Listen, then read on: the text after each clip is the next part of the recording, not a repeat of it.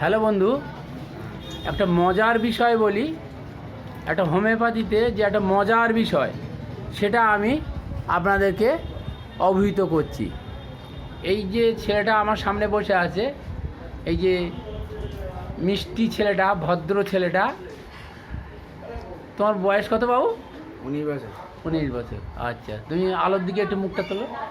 আচ্ছা, এই 19 বছরের এই ছেলেটা আমার কাছে, ওর মুখে ছোট ছোট ছোট ছোট মাংসপিণ্ড, যেটা আমরা ভিরুক্কা বলি, ওয়ার্ডস বলি, একনি বলি, সারা মুখে ভরে গেছিলো, তাই তো বাবু? হ্যাঁ, তুমি আমার কাছে ওষুধ খেয়ে সম্পূর্ণ সুস্থ হয়ে গেছে, তাই তো? সম্পূর্ণ সেরে গেছে। হ্যাঁ, সম্পূর্ণ সেরে গেছে। সম্পূর্ণ সেরে গেছে।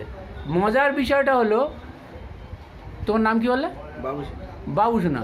বাবুসোনা এখান থেকে ওষুধ খেয়েছিল থুজা। ওকে আমি কতদিন খেয়েছিলে বাবু? এই 2 মাস মতন। 2 মাস। হ্যাঁ, 2 মাস মতন। 2 মাস মতো খেয়ে ও সুস্থ হয়ে গেছে। এবার দেখুন মজার বিষয় যেটা হলো, ও সাথে করে আর একজনকে এনেছে, যে আমার সেরেছে, তোমারও সারবে, চলো যাই। সেটা দেখাচ্ছি, দেখো বাবু, দেখো, এই যে, এই যে, তাই তো?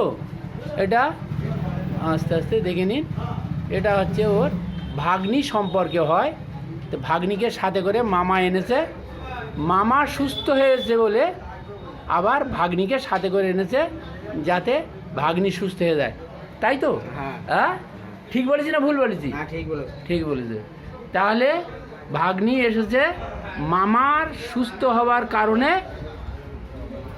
ওর মনে একটা বিশ্বাস এসছে যে হোমিওপ্যাথি ওষুধ খেলে মুখের উপরে এই সমস্ত জিনিসগুলো, হ্যাঁ, আমার যেরকম সেরেছে আমার ভাগ্নিরও সেইভাবে সেরে যাবে। হোমিওপ্যাথির একটা আশ্চর্যজনক মানে ঘটনা, হোমিওপ্যাথির যে বিশেষত্ব, হোমিওপ্যাথির যে রুগী কিভাবে মানে রোগ সুস্থ হলে, মানে মানুষ সুস্থ হলে সে আবার নতুন করে রুগী সাথে করে নিয়ে আসে, তার একটা প্রমাণ, জলজান্ত প্রমাণ, তাই তো বাবু? হ্যাঁ, তোমার সুস্থ হয়েছে বলে তোমার ভাগ্নিকে তুমি সাথে করে এনেছো, তাই তো? আচ্ছা আচ্ছা, ঠিক আছে।